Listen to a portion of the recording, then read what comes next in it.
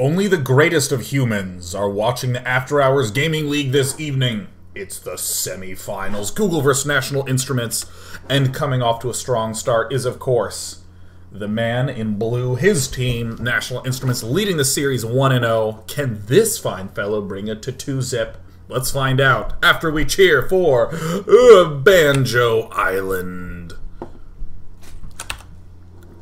Up in the top left-hand corner, the hope, the dream, the candidate to tie things up for Team Gooj, Team Google. It is none other than T-Scuzzy. Clap, clap, clap, clap, clap, clap, clap. Looks like it's going to be cross-map positions on the biggest map maybe even ever made, Alterzim. There might be another map that's a little bigger. Tal'Darim Altar was rather big. Felt large, felt in charge, but I think this one is slightly larger. Ooh, it's a cool little spinner. Given that it is Zerg vs. Zerg on this map, we tend to, well, typically we see players just playing pretty defensively at the outset. We have seen some cases of the Mutalisk show up, but to be quite frank, the Mutalisk is just so rocked hard by the Spore Crawlers. You know, you don't really build them that much. But this map, the huge distances really allow for that. Pretty much everyone's always going to go for some expand at the back of their base right off the bat. Both these players are doing that. The real big question is, how will players deal with this ramp? Because typically in the matchup, Ling Baneling is always a consideration to make. And normally you have to defend your natural expansion from the invasion. But you have this main ramp right here. So there's really two ways to think about this. One is, well, I'm going to have trouble getting any defense here at the front. I can't quite build a spine crawler to cover it. I need a little bit of creep spread to do that. Therefore, I'm going to go aggressive and not worry about that. Or sometimes players are going for the gasless play, which it appears that Scuzzy's doing, to get some queens up to do the defense early on. But for the most part, players are just doing the typical Ling Roach, a typical Roach opening into Roach Hydra or into Roach Infestor. Very, very standard by-the-book compositions coming up. But I don't want to just say Roach Hydra is a build. I do want to emphasize that as the composition, because there's a lot of really clever adjustments you can make on this map for how you get there. The first one of which it looks like we're going to see is that T-Scuzzy is going to be going for a 4-queen opening to lock himself into his base at his ramp. Banjo Island looks like he's going for the more aggressive play. That's a little bit more popular as of right now, but I really feel like Zerg vs. Zerg kind of goes in these phases, up and down. Sometimes everyone's going all crazy with their Ling speed, going all aggressive, and then all of a sudden everyone goes all passive. Speaking of passive, there it is. I found it. Located it. Ooh, cool Banjo Island. Oh man, the islands of Banjo, as you know, are filled with mystery and 5 strings, I believe. Some of the native inhabitants of it include Tyrannosaurus Rexes. And well, National Instruments, as it appears. Now, the fact that there is no gas being mined means that Banjo's really kind of got to do some big aggro Ling stuff. There it is. There's the juicy juice.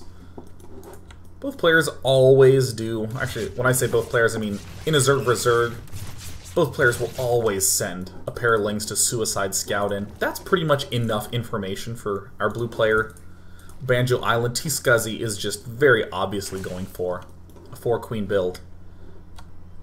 Now with a 4-queen build, it's still a little tricky to defend your ramp, because again, there's no spine crawler there. Ugh! T-Scuzzy has begun doing the double gas mining. This is going to be very, very dangerous. Here comes the Lings. Looks like he's going to send out a few more. Is that right? Is he going to try to sneak them out? Oh, I don't know if T-Scuzzy saw it. They were barely within vision range. Oh, and there's the reveal. I mean, T-Scuzzy has this on absolute lockdown in terms of vision. And here's the sprint across the ramp. It appears that T-Scuzzy is in fact going for something Mutalisk-like. He's already gotten all his extractors. That's generally a solid opening on this map. A weird, fast Mutalisk with no Ling speed can catch many players off guard. You can get a third base up, but I mean, Banjo Island right now, he's walking straight to the front ramp, and T-Scuzzy with these two queens here doesn't really have much else. They're going to have to just puke on each other for good health. Here it comes. There's one set of puke. There's another set of puke. But the Ling numbers are still staying quite high. Ling's gently teetering in for T-Scuzzy, but I think Banjo Island is going to be able to at least get this front line of queens and has forced T-Scuzzy to build far more defenses than I think he was originally intending to build. But overall, a very nice defense by T-Scuzzy. T-Scuzzy of the Googleisks is getting the opportune defense. Minus these pair of Lings that have snuck in. They're going to hit this queen. And I think at this point in time, if you're T-Scuzzy, you're just going to be knowing there's Mutalisks. Wait, what? He didn't see that? What? How did he not see that it was a layer done? Oh, man. Oh, my God. That might backfire very hard. That might fire right into the back there. I mean, in the drone count, we see it's 42 to 32. T-Scuzzy's rocking this. Oh my god. I mean, those vomiting queens were very helpful. Something went wrong in Banjo Island's economy back home. He should be even in drones right now, but worried about having enough to go up against air. But here Banjo Island is setting up defenses at his front. It looks like he has built extra queens. 2 at the front. Oh no, this means that T-Scuzzy's going to get a great chance to get these Mutalisks working hard. Now one of the most wondrous of hard works that the queens do, which is that the Mutalisks do, is pick off all these enemy overlords that are scattered about. Very common to want to sit at the front for a while, but here at the 9-minute mark, if I'm Banjo Island, I'm going to be saying, man, you got to be going Mutalisks. Or Banjo Island is just going to go Mutalisks himself and try to respond to this theory of his by getting the Zerglings. There's really 2 broad categories of how to go for Mutalisks. One is you open very aggressively, push your opponent back to buy time to get the Mutalisks. This is what Banjo Island's done. It involves having a lot of Zerglings on the map. But you can also do what T-Scuzzy does, which is to stay super defensive. And if you're super defensive, until you get Mutalisks, the biggest risk you run is the counter attacks. I mean, the Mutalisks are coming out right now, but these Mutalisks that are rallied forward are going to have to come all the way back. Zerglings are going to begin targeting right away on the hatch, and these Mutalisks are really in the wrong place right now. If you're Banjo Island, you're just going to be flooding Lings to try to control the space. At least in theory, that's a way that you would wind up doing it, but I think Banjo Island is actually caught a little bit off guard. He's only just now building the Spore Crawlers in the back of his base, and almost has that Spire up, but I mean, look at this. Almost broke on minerals, tons of gas, 4,500 supply. This is looking so not good. T-Scuzzy from Team Google definitely getting a strong chance to even things up and has appropriately identified that his opponent is going Mutas, instantly gets the Flyer Carapace. He's going to be darting in right here. Oh, the Spore Crawler is about to take all the shots. Queens at the back can't transfuse buildings that aren't done. Spore Crawlers are scarier than Banelings are to Zerglings, man. Spore Crawlers wreck everything in the air. Now, the Zerglings are getting produced. I think this is a seemingly weird choice, but a very smart one. Banjo Island is effectively saying, well, if you have all those Mutalisks at my base, you probably don't have a lot of Zerglings at yours. But man, T-Scuzzy is staying super on point. Look at this. Keeping his drone count very, very low. Very smart in these Ling Muta versus Ling Muta battles. Getting too many drones doesn't really help you very much because you can't spend minerals on anything other than Zerglings. So why delay getting the Zerglings? Just get the damn Zerglings now. T-Scuzzy can then take those Zerglings and begin to apply pressure just like this, and it will cause way more economic damage than if he had just got himself some drones.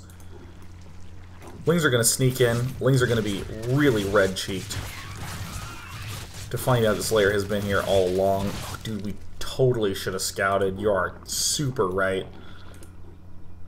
Now, what Banjo Island is hoping for is an engagement where he can utilize the power of the Spore Crawlers in this engagement, but that's so many Zerglings. He's just going to walk right in. He's going to pick off 1, 2 Mutas straight away. The Queen's going to fall. We're seeing the Lings just step forward and pick off other Queens. And now, if the Spore Crawlers go down, this expansion is doomed, and all of a sudden it's going to be a Zerg player gobbling in the gas income versus a Zerg player not quite gobbling in the gas income. And the gobbler always wins. Just ask a Thanksgiving turkey. Yuck, yuck, yuck, yuck, yuck. Banjo Island getting absolutely trucked at his third base. T-Scuzzy pooling his Mutalisk together. Getting ready for the big punch in the face. At this point in time, T-Scuzzy is going to do, it looks like some bookkeeping. He's going to say, okay, well wait, let's just make sure that are there any vulnerabilities at the bottom side? Are you like maybe taking an expansion maybe? No? Okay, good, good. We're seeing T-Scuzzy smartly rallying everything to his third base. Trying to pick up some free kills here. There's no need to press the issue. This is where, if leads can be maintained, that's the #1 ticket to winning. You never need to extend a lead. All you need to do is maintain a lead. So T-Scuzzy's taking an expansion. And look at this, positioning himself just to make sure that this geyser is down. Ever so slightest of an edge. Sees that the Spore Crawler isn't there and is just going to try to bait these Mutalisks out. Oh my god, all the free kills. And of course the Spore Crawler cannon burrow. Oh my god, it's gruesome. Banjo Island. His entire build is out of tune. We're seeing the Baneling Nest from T-Scuzzy. In the main, a macro hatch. Very uncommon to see that happen this early. In his reserved 4th base, almost done too. Now T-Scuzzy's picking off the creep tumors. I mean, that's just adding insult to injury. I mean, creep can help T-Scuzzy's units too. There's not a huge need to remove the creep tumors, but there he is, he's doing it. These drones, autopiloting their way, victims of the AI coded into them by Blizzard Entertainment. And those AI engineers only wanted to help Banjo Island, desperately building spores to retake the base, but Lings and Mutas abound, and Banjo Island will frown. T-Scuzzy bringing the heat, bringing the pain, knuckle and bone, fists flying everywhere, and each one of them seem to be continually landing in the jowls of Banjo Island. And there's the good game. The series is tied up 1-1. Google's not going to go without a fight. National Instruments might be undefeated thus far, but that doesn't mean they cannot be defeated. When we come back, it'll be Game 3 of the AHGL Semifinal #1.